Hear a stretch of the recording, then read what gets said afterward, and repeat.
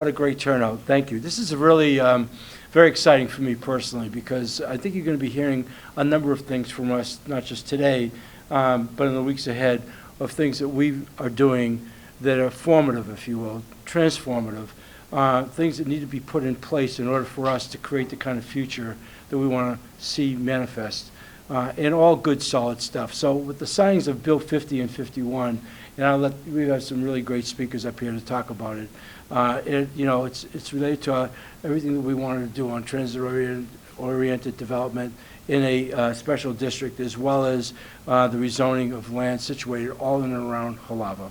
And so, that's an area and a project that I think in terms sometimes as really state, but from the standpoint of what the city can do to help facilitate what in the future we want to create, that's what this is about. So without any further ado, Brady and Cordero, council member, come on up, Brady. First off, it is really exciting that we are here today to not only talk about the bills that were passed out of the council at the end of December, but especially to talk about something that both the city and the state can do to really enhance our areas of Hālawa. We know about the project at the NASED project, the new Aloha Stadium Entertainment District, but was also the opportunity to take what we can do at the city relating to zoning, making sure that we can add different uses around the stations, and something that we can really do to not just only enhance what's already in Hālawa, but also to highlight what has been in Hālawa.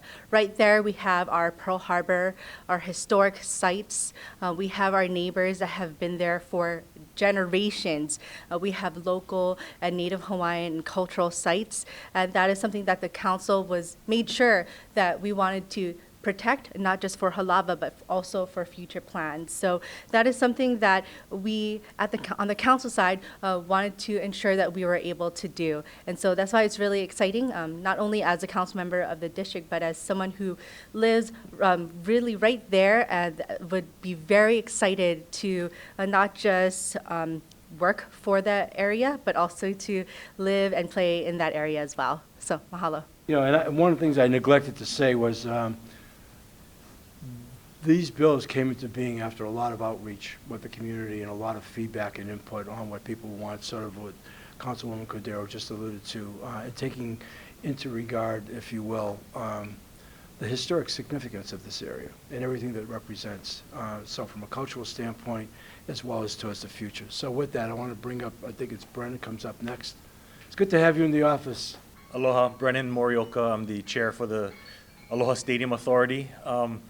The Aloha Stadium Authority and the state is very appreciative of all the efforts that the city went through in developing the Aiea Hālawa TOD area plan.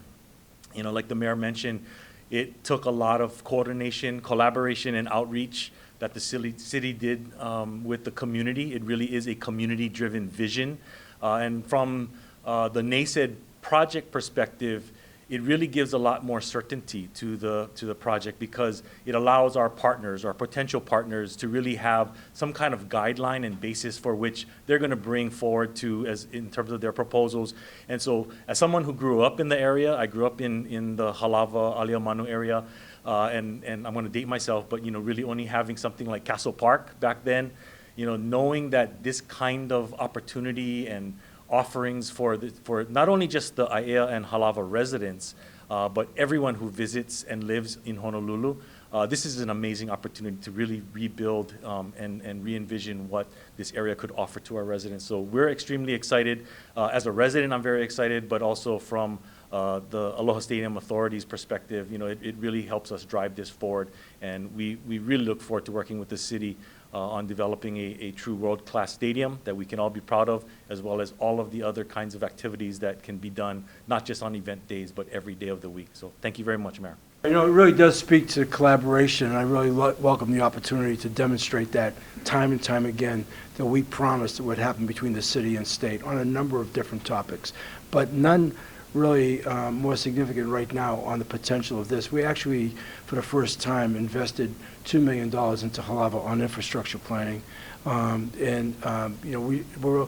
Look, I would tell you this anecdotally.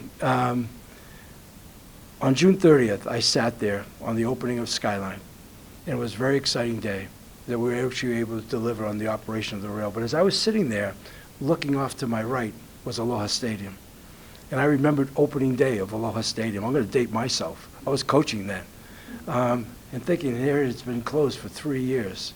Sitting there, and here we are giving birth to the rail project, which I think caught a lot of people by surprise that we could actually deliver it and make it operational on a timeline that we said we would deliver.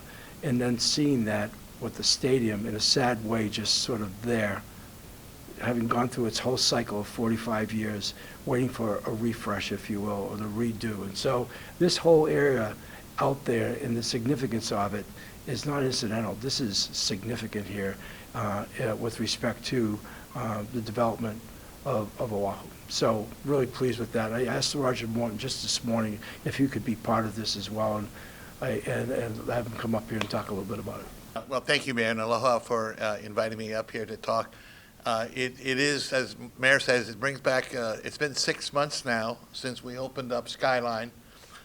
We are a year and a half away from extending Skyline to most importantly, to Airport and then on to Middle Street.